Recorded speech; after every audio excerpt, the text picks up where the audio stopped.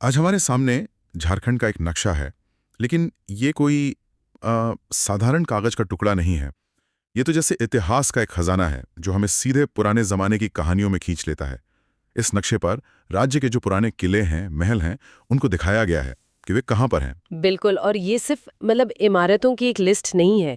हर एक निशान, हर एक नाम सत्ता, संघर्ष और संस्कृति की एक पूरी कहानी कहता है, जो जमीन पर सदियों से चलती आ रही है। तो आज हमारा मिशन यही है कि इस नक्शे की मदद से झारखंड के ऐतिहासिक ताने बाने को समझें।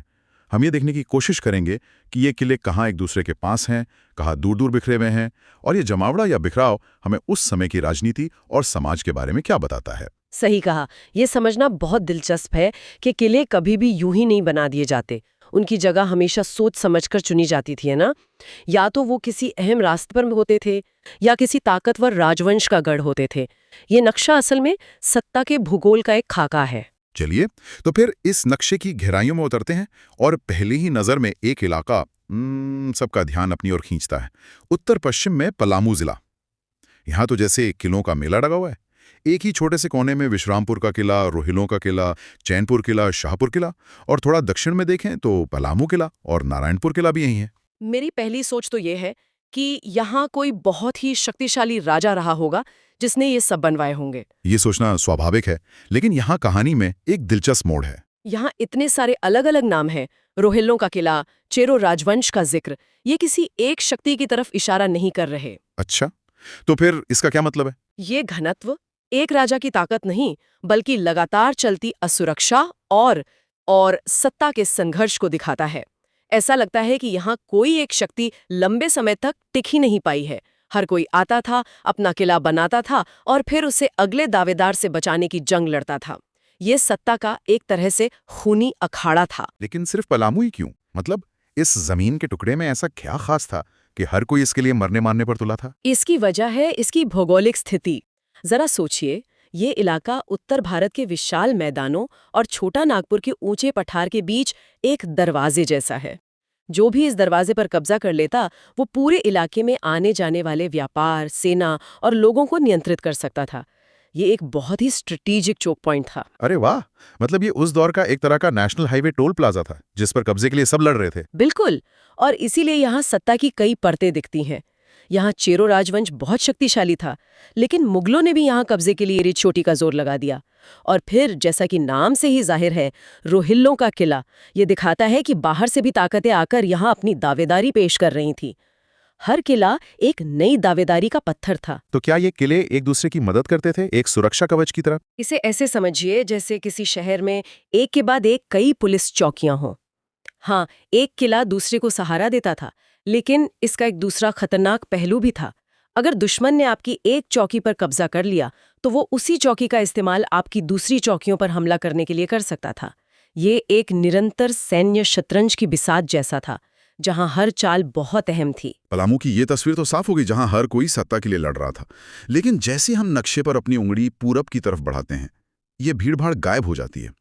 चतरा में कुंडा का किला है, फिर काफी दूर हजारीबाग में पद्मा और बाधम के किले हैं, और फिर और पूरब में रामगढ़ का किला। यहाँ तो किले बहुत दूर दूर हैं, जैसे एक दूसरे से कोई मतलब ही ना हो। इसका क्या मतलब निकाला जाए? यहाँ का पैटर्न पलामू से बिल्कुल अलग है। ये बिखराव बताता है कि ये किले अलग अलग स्थानीय राजवंशों या जागीरदारों के सत्ता केंद्र थे। पद्मा का किला या रामगढ़ का किला, ये अपने आप में एक पूरे राज्य की राजधानियां थीं, जहां से एक बड़े इलाके पर शासन चलता था। एक मिनट, क्या हम इसे दूसरी तरह से नहीं देख सकते? क्या ये बिखराव असल में कमजोरी की निशानी नहीं हो सकता, कि ये शासक इतने शक्तिशाली नहीं थे कि अपने पड़ोसियों को चुनौती दे सकें, इसलिए वे अपनी अपनी छोटी जागीरों में ही खुश थे? यह एक बहुत अच्छा सवाल है और सोचने का एक जरूरी नजरिया भी है। लेकिन ज्यादातर सबूत दूसरी कहानी कहते हैं। इन किलों की दूरी और मजबूती ये दिखाती है कि इन शासकों का अपने अपने प्रभाव क्षेत्र पर मजबूत और काफी हद तक बिना किसी चुनौती के नियंत्रण था। उनकी पहली चिंता अपने क्षेत्र पर अच्छा शासन करने और उसे बाहरी हमलों से बचाने की थी, न कि पड़ोसी पर कब्जा करने की। पलामू में जहां किलों का झुंड लगातार संघर्ष की कहानी कहता है, वहीं मध्य झारखंड में उनका बिखराव स्थिरता और स्थानीय स्वायत्ता का संकेत देता है। हाँ, पूरे नक्शे को देखने के बाद अब मेरी नजर इस कोने पर अटक गई है। उत्तर पूर्वी कोना, साहिबगंज। यहाँ सब कुछ खाली है, सिवाय एक अकेले किले के, तेलियागढ़ी। ये तो बिल्कुल अकेला खड़ा है, जैसे इसे बाकी सबसे कोई लेना देना ही नहीं। इसकी क्या कहानी है? इसका अकेला होना ही इसे सबसे खास और सबसे जरूरी बना देता है। तेलियागढ़ी को इतिहास में बंगाल का प्रवेश द्वार या गेटवे ऑफ बंगाल कहा जाता रहा है।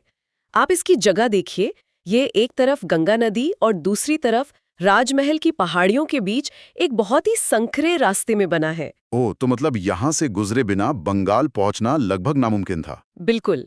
इसलिए इस किले का मकसद किसी छोटे-मोटे इलाके पर राज करना नहीं था, बल्कि एक बहुत बड़े और अहम रास्ते पर नियंत्रण रखना था। ये किला एक सैन्य चौकी था। चाहे वो दिल्ली सल्तनत हो, मुगल हो या बाद में बंगाल के नवाब, जिस किसी को भी बंगाल पर अपना नियंत्रण रखना होता था, उसके लिए तेलियागढ़ी पर कब्जा करना सबसे जरूरी था। तो जाहिर है यहाँ इतिहास की बड़ी बड़ी लड़ाइयाँ हुई होंगी। अनगिनत। शेरशाह सूरी ने यहीं से मुगल बादशाह हुमायूं को चकमा दिया था। इसने इतिहास के कई बड़े मोड़ देखे हैं। ये एक राजा का घर नहीं बल्कि एक साम्राज्य की आंख और कान था, जो बंगाल आने जाने वाली हर सेना, हर व्यापारी और हर खबर पर नजर रखता था। इसका अकेलापन ही इसकी सबसे बड़ी ताकत थी। अब हम नक्शे के दक्षिणी हिस्से की ओर बढ़ते हैं और यहाँ कहानी फिर एक नया मोड़ लेती है। गुमला में हमें डोएसा का किला मिलता है, जिसका एक और नाम है नवरत्नगढ़ महल। इसके साथ ही पालकोट और नागफीनी के राजमहल भी हैं। यहाँ एक खास बात नजर आ रही है। किला शब्द के साथ साथ महल और राजमहल शब्द ज्यादा इस्तेमाल हो रहे हैं। यह तो सुनने में ही ज्यादा शाही लगता है। और शब्दों का ये फर्क बहुत मायने रखता है। अब तक हम जिन इमारतों की बात कर रहे थे वे मुख्य रूप से किले थे। किला शब्द का मतलब है मोटी दीवारें, सुरक्षा, बचाव और लड़ाई। लेकिन जब महल या राजमहल शब्द का प्रयोग होता है तो ये एक स्थापित और स्थिर राजवंश के प्रशासनिक और आलीशान रहन-सहन वाले केंद्र की ओर इशारा करता है। तो इसका मतलब है कि यहाँ के शासकों को सिर्फ लड़ाई झगड़े की चिंता नहीं थी, वे ऐशोआराम और कला के भी शौकीन थे। हाँ, ये बताता है कि इस क्षेत्र में खास तौर पर नागवंशी शासकों का एक लंबा और स्थिर शासन था। उन्होंने अपनी राजधानी को सिर्फ सुरक्षित ही नहीं बनाया, बल्कि उसे भव्य और कलात्मक भी बनाया। नवरत्नगढ़ महल की वास्तुकला में आपको मुगल प्रभाव भी दिखाई देता है। ये तो बड़ी अजीब बात है। जो नागवंशी शासक मुगलों से लड़ते भी थे, वही उनका आर्किटेक्चर क्यों अपना रहे थे? क्योंकि उस जमाने में ये कूल चीज थी। ये दिखाने का एक तरीका था कि हम भी एक शाही ताकत है, हम भी दुनिया के नए ट्रेंड्स को समझते हैं। ये सिर्फ युद्ध का नहीं बल्कि सांस्कृतिक आदान प्रदान का भी दौर था। ये एक ऐसे राज्य का प्रतीक है जो अपनी शक्ति को लेकर पूरी तरह से आश्वस्त था। और फिर सबसे दक्षिण में पश्चिमी सिंहभूम में भी हमें किलों का एक समूह मिलता है। जैतगढ़ पोराहाट, जिसे जगन्नाथ किला भी कहते हैं, चक्रधरपुर राजवाड़ी और किसानगढ़। यहाँ भी हमें किला और राजवाड़ी का मिश्रण देखने को मिलता है, जो सैन्य और शाही दोनों तरह की मौजूदगी को दिखाता है। ये इलाका भी बहुत अहम था। ये छोटा नागपुर पठार और उड़ीसा के मैदानों के बीच एक सीमावर्ती क्षेत्र था। पोराहाट किले का दूसरा नाम जगन्नाथ किला। ये नाम तो सीधे सीधे उड़ीसा की तरफ इशारा कर रहा है। निश्चित रूप से ये नाम उड़ीसा के साथ गहरे सांस्कृतिक और राजनीतिक संबंधों का एक मजबूत संकेत है। हो सकता है कि यहाँ के शासक भगवान जगन्नाथ के भक्त रहे हों या उनके पुरी के गजपति शासकों के साथ वैवाहिक या राजनीतिक रिश्ते रहे हों। ये दिखाता है कि झारखंड का ये दक्षिणी हिस्सा सांस्कृतिक रूप से उड़ीसा से कितना जुड़ा हुआ था। यह क्षेत्र एक तरह से दो बड़ी सांस्कृतिक दुनियाओं का मिलन बिंदु था। तो इस एक नक्शे ने हमें सिर्फ किलों के नाम ही नहीं बताए, बल्कि पूरे झारखंड के इतिहास की एक यात्रा करा दी। पश्चिम में सत्ता के लिए एक खूनी अखाड़ा, केंद्र में शांत और स्थिर स्थानीय शासन, उत्तर पूर्व में बंगाल की चाबी संभालने वाला एक अकेला प्रहरी और दक्षिण में एक स्थापित राजवंश की भव्यता और सांस्कृतिक संगम। बिल्कुल, ये नक्शा जो दिखाता है वो तो दिलचस्प है ही, लेकिन जो ये नहीं दिखाता वो भी हमें सोचने पर मजबूर करता है। ये एक दिलचस्प बात कही। क्या मतलब है आपका? क्या कुछ छूट रहा है इस नक्शे में? आप इस नक्शे पर एक बार फिर से नजर दौड़ाइए। झारखंड के कई आज के सबसे आधुनिक और आर्थिक रूप से मजबूत जिले जैसे धनबाद, बोकारो, गिरिडीह, जामताड़ा इस नक्शे पर पूरी तरह से खाली हैं। इन कोयला समृद्ध और औद्योगिक क्षेत्रों में कोई प्रमुख किला या महल नहीं दिखाया गया है। अरे हाँ, ये तो सच है। आज के झारखंड की पहचान काफी हद तक इन्हीं जिलों से है, लेकिन सत्ता के इस पुराने नक्शे पर वे मौजूद ही नहीं है। ये तो बहुत अजीब है। तो यहाँ हमारे सुनने वालों के लिए सोचने वाला सवाल ये है कि क्या इन क्षेत्रों का ऐतिहासिक महत्व कम था, या यहाँ शक्ति का स्वरूप ही कुछ अलग था जो किलों और महलों पर आधारित नहीं था?